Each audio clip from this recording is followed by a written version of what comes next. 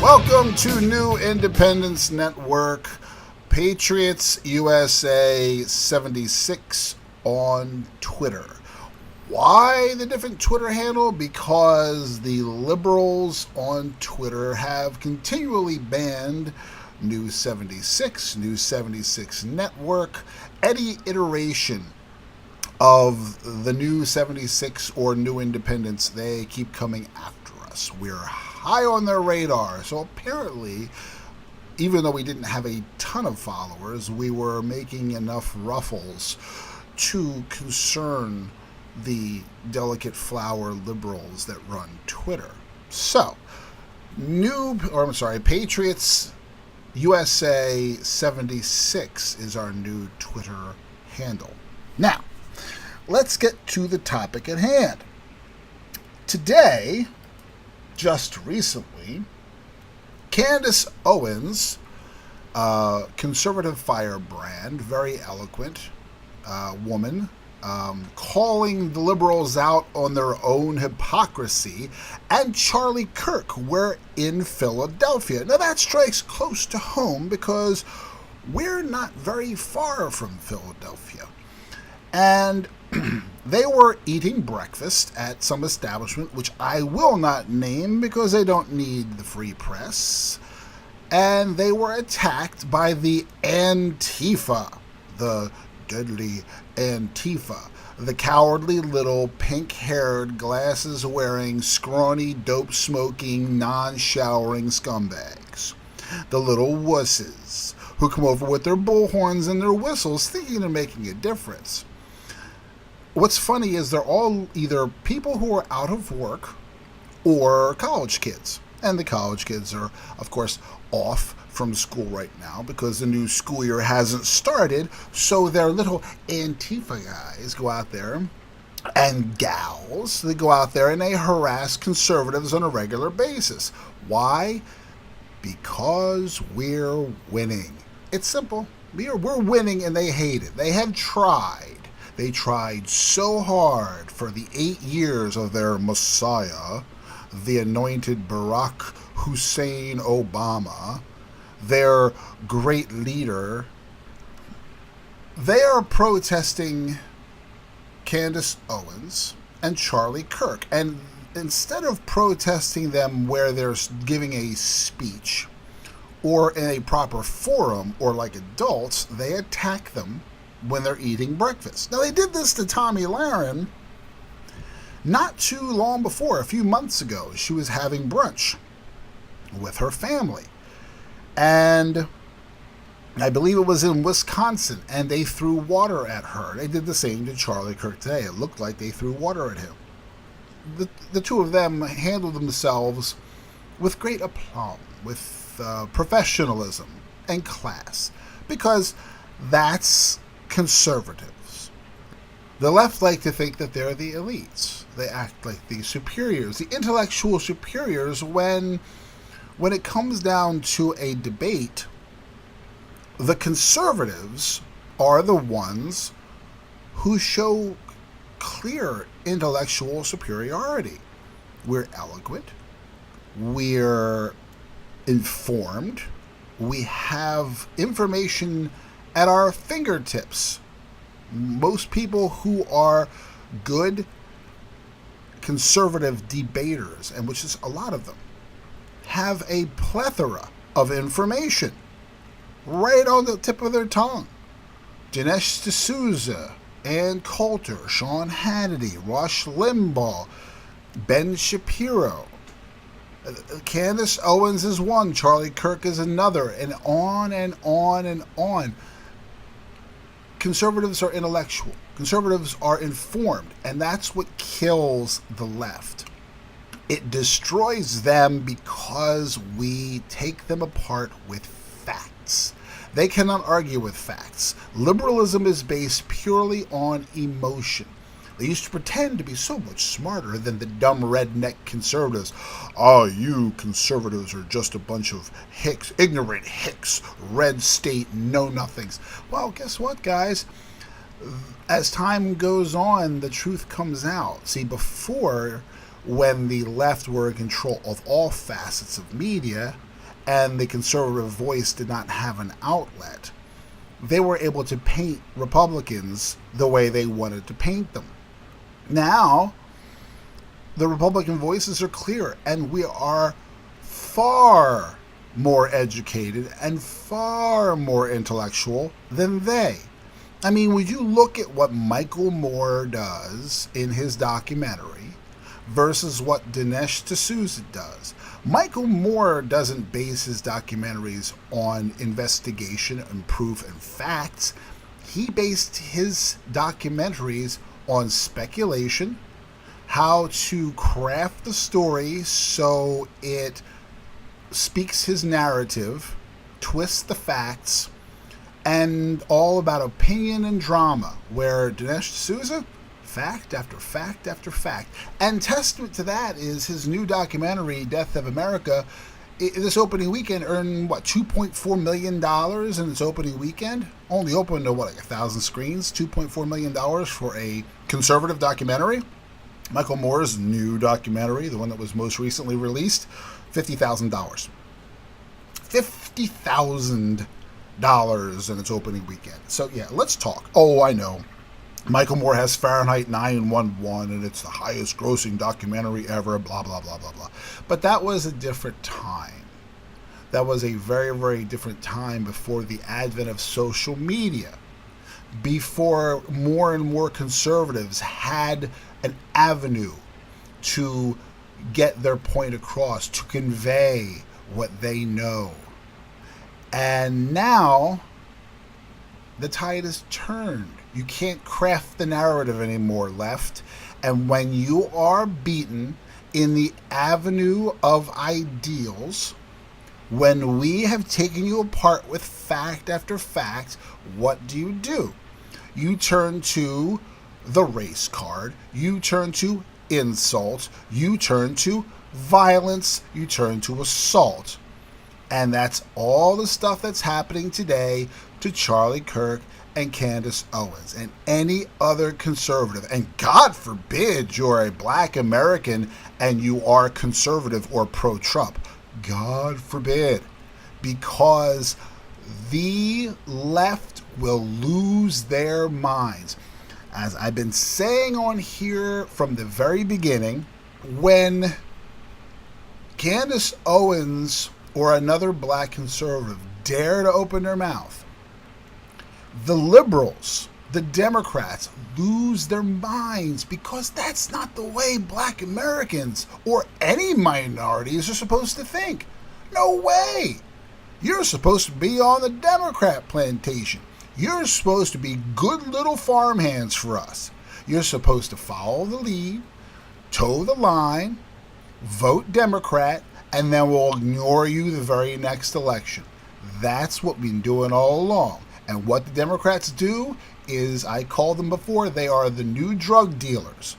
What they do is they deal you a dime bag. Now, if you are familiar with drug dealing and all, not that I'm intimately familiar with drug dealing, but I have a passing knowledge from what I've seen and read about, your drug dealers will offer you what they call a dime bag. A dime bag. It's a little hit, pot or something else. Here. It's cheap.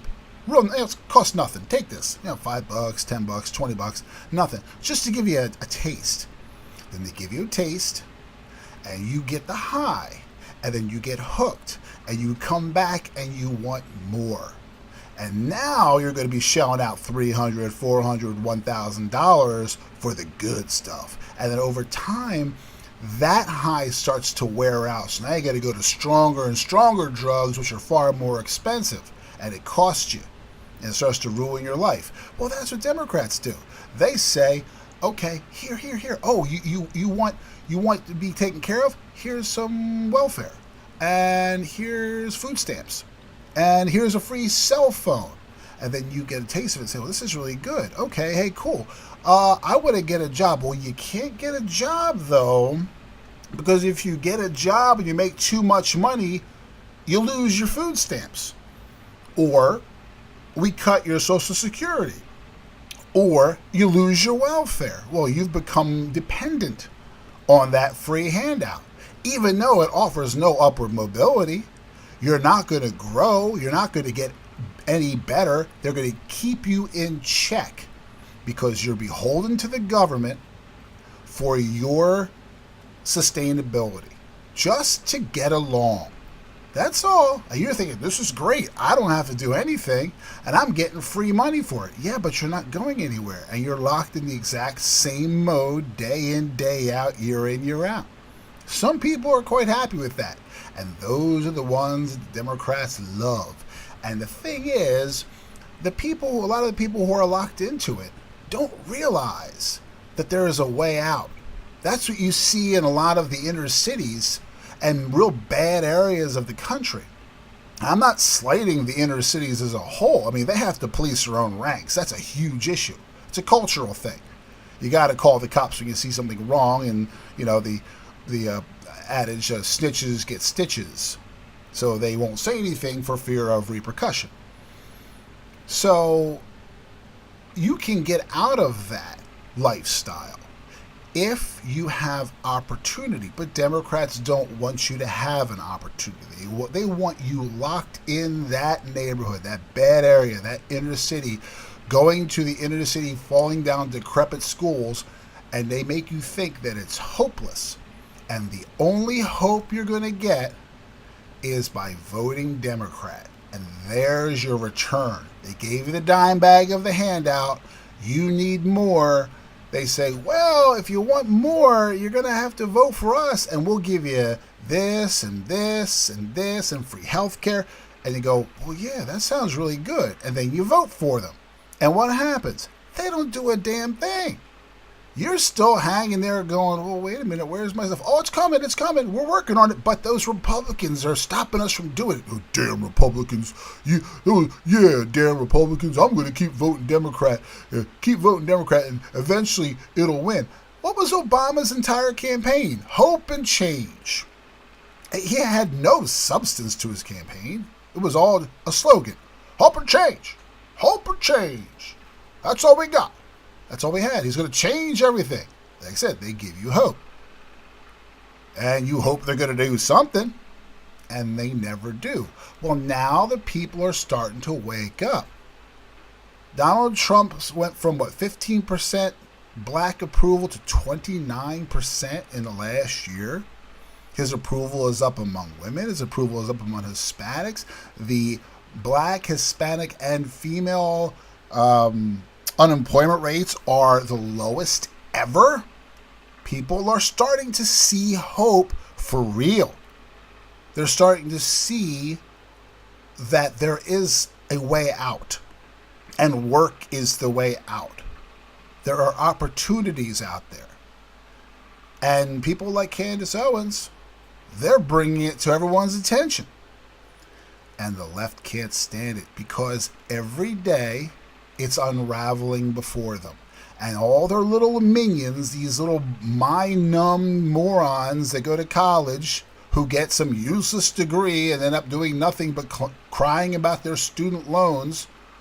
But didn't Obama promise to pay off our student loans? Yeah, how'd that work out for you? Oh, another promise. Another empty hope. How about that? And nothing has changed. These fruitcake college kids, they get brainwashed by their liberal instructors who are living on tenure, and they can spout their liberalism, and the entire education system, the entire public education system and collegiate system is an indoctrination system. They start you off in grade school, and I remember in grade school during the energy crisis, and I was getting handouts about saving energy and a little drawn up thing about drawn by Disney, an instructional manual. And they start to indoctrinate you there about how to protect the environment. They teach you about the Muslim religion. They teach you about all these things, this liberalist talking points.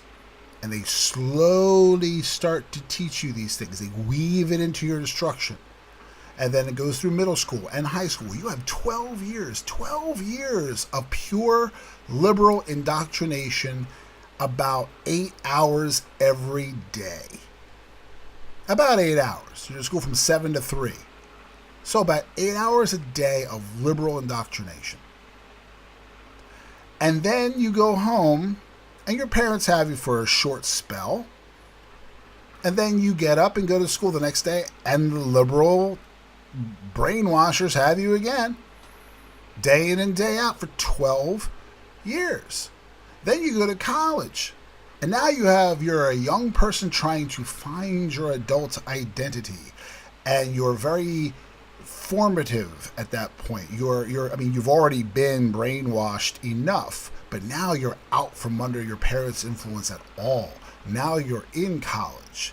Now they have you in the palm of their hand, and you're not only surrounded by instructors who every day teach you liberalism and liberalist dogma, but you're surrounded by students who believe the same thing, and they spout liberalism all the time. And it's not just spouting liberalism and allowing you to make your own decision. Now they attack you if you have an opposite opinion, because they know that their philosophy does not work.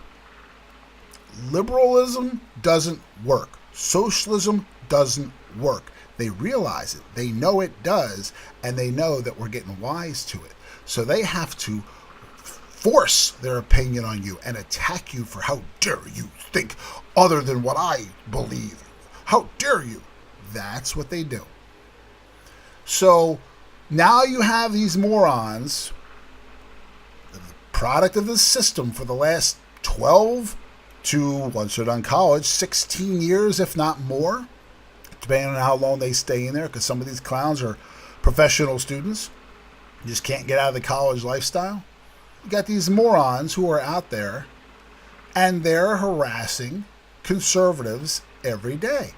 And they're being spearheaded by now elected officials who, the veil is off. They're not even pretending to be professional anymore. Now it's people like old crazy Maxine Waters, who tells people to attack conservatives. Go to their places of work. Go to where they eat. Go to their churches, whatever, and attack them. Get in their faces. Obama said it. Obama said it. People say, oh, Obama was such a peaceful guy. He wasn't. Oh, no, Obama was. Here's the thing. Obama was the most divisive president in history. And he did it with a suave demeanor. Like the devil speaks with a silver tongue. That was Obama. You ever heard the term silver-tongued devil? That's Obama. He says it, and you don't even realize he's saying it. And he's saying these little things like, you gotta get in their face. And he just says it, and people are like, yay! Barack Obama, our Messiah, whatever he says is right. They bring a knife, you bring a gun. 2008. They bring a knife, you bring a gun. But wait a minute. I thought we were supposed to... what didn't Michelle say? They go low and we go high? So, I guess bringing a gun? Well, it was just a metaphor. Yeah, there's other metaphors for that. There's other metaphors than they bring a knife, you bring a gun. And that wasn't, who cares? That's just Obama. Because he's suave and eloquent. But the brainwashing is there. They want violence. That's what they're all about. And the best part about conservatism is there's a strategy from Sun Tzu. And here is one line from Sun Tzu's philosophies. It says, if your enemy is secure at all points, be prepared for him. Just stick with me here. If he is in superior strength, evade him. If your opponent is temperamental, seek to irritate him. Pretend to be weak, that he may grow arrogant. If he is taking his ease, give him no rest. If his forces are united, separate them. If sovereign and subject are in accord, put division between them. Attack him where he is unprepared. Appear where you are not expected.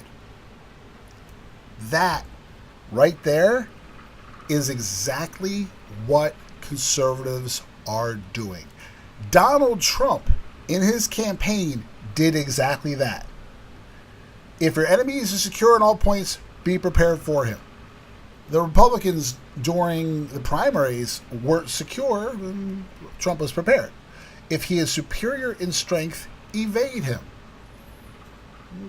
Donald Trump didn't have to do that because there was nobody that was superior in strength to Donald Trump. Except for Ted Cruz early on, he evaded Ted Cruz until the very end.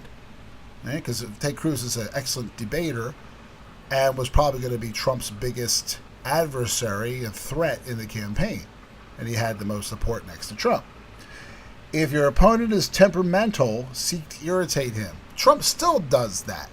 First off, he's irritating all the guys in the dais during the primaries. He was irritating Hillary and the Democrats during the campaign. And every time he tweets, he just irritates them because liberals are very, very easy to irritate. He just twists the knife and they go off on a tangent. One tweet and they totally lose their focus. Trump can change the dialogue of the day by making one tweet. It changes everything. Throws liberals off completely on a tangent. Pretend to be weak that he may grow arrogant. Well, Trump did that with Hillary. He played the regular guy. He was way better prepared than she. He was a much stronger candidate. He presented himself with confidence, but he also appeared to be weak because the media made it out that he wasn't going to win anyway. So it's like, But he knew it. He didn't brag. He says, yes, we're definitely going to win. He just said he felt confident that we're going to do fine. If he's taking his ease, give him no rest. Hillary was taking time off during the campaign, and what was Trump doing? He just kept hitting campaign stop after campaign stop, rally after rally, and he's still doing it. He will not give the Democrats a chance to catch their breath. He is forcing through his agenda. He is winning over public opinion. He is making speeches constantly and having phenomenal rallies in key states. Florida, Pennsylvania, Ohio, Michigan. He's just campaigning, making these rallies, and still doing phenomenal work. It's amazing how he's not taking time off to campaign. He's campaigning while he's working and getting his message out. If his forces are united, separate them. Oh, that's what Trump's been doing. And that's what's sending the left into such a frenzy. Because all of the minorities that the left have taken for granted, that the left say, yeah, we got that, we got them, or the working class that the left figured, they're just going to keep voting for us. Trump divided them. He said, no, I'll take care of it. I got you figured out. And he spoke their language, and they left. And the left couldn't stand it, and they still can't stand it, and they're losing their minds. So he separated their forces. If sovereign and subject are in accord, put division between them, which he did. He did. Sovereign and subject were in accord. He divided them. I mean, he's handled every single one of them. Those people who were with Obama, those people who were with the Democrats are starting to flip. And he's telling them, look, they're not doing anything for you. And I remember he was speaking to a black audience, says, what else? What are you going to lose? I mean, they haven't done anything for you for 40 years. What do you have to lose? And they're like, yeah, what the hell? You're right. Little things. It doesn't have to be a major thing. It was a little shift. And attack him where he is unprepared. Appear where you are not expected. Well, Trump went to all the places where Republicans in the past avoided. They never went to Wisconsin. They wouldn't go to Michigan. They barely went to Pennsylvania. They knew they had no chance of winning in those states. And if Trump had an actual reasonable chance to win in California, you bet he would have been in California a lot. But he hit the key states where Hillary Clinton took it for granted, and he's still hitting those states. They don't expect him to be there, but he won all those states. The blue wall, as they called it, that fell quickly. Very quickly. Even though they tried to hold on for dear life on election night. That was it. Trump won it. So, the art of Sun Tzu, business people swear by that because it's a phenomenal strategy that applies not just on the battlefield, but applies in the business world, which is basically a battlefield. And when you're conservatives out there fighting, we have to employ the same tactics. Keep irritating the left. They're very easily irritated, and if they're irritated, perfect. Let them get irritated because it takes them off of their game. They worry about their irritation. They stay irritated. They focus on what you've done to irritate them, and they go off on tangent, and you're still on message.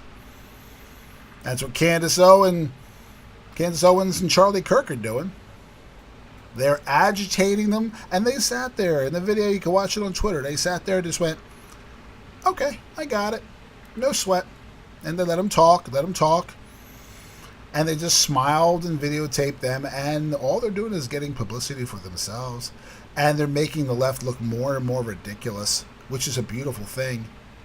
And the more they overreact, the sillier they look, and the better it is for our side. Because the public just sees how violent and ridiculous the left are.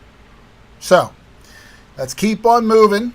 Throw your support behind these fantastic conservatives. Give us some support. Give us some love.